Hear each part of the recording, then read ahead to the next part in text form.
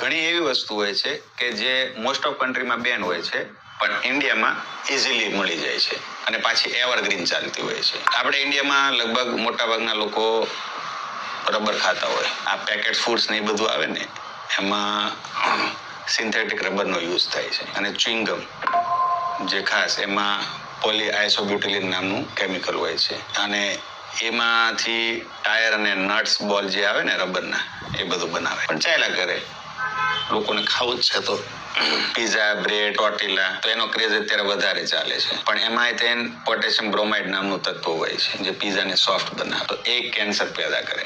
પછી લોકો એમ કહેતા હોય કે ભાઈ આને કેન્સર આવ્યું, આને ગાંઠ થઈ છે, આટલી નાની ઉંમરમાંથી ક્યાંથી આવ્યું. અત્યારે આઈસ્ક્રીમનો જે ક્રેઝ ચાલે છે એમાં તેને કેરાજીનમ નામનું સીવીડ એક્સટ્રેક્ટ હોય. એ જે આઈસ્ક્રીમ છે ને થીક બનાવે કે દૂધના ને એના નથી બનતા અત્યારે. અને બીજી વસ્તુ ચીઝ અને યોગર્ટ કેટલું આમ શાઇનિંગ વ્હાઇટ દેખાય, એમાં ટાઇટેનિયમ ડાયોક્સાઇડ હોય. એટલે ઈચ એન્ડ એવરી જગ્યાએ કેમિકલ જ, બીજું કાંઈ નહીં. અને જે ચીઝ અને યોગર્ટમાં જે કેમિકલ નાખે ને એમાંથી પેન્ટ બનાવે. બીજી વસ્તુ કે સનસ્ક્રીન લોશનમાં એ યુઝ થાય અને લોકો બે મોઢે ખાધ્યા કરે.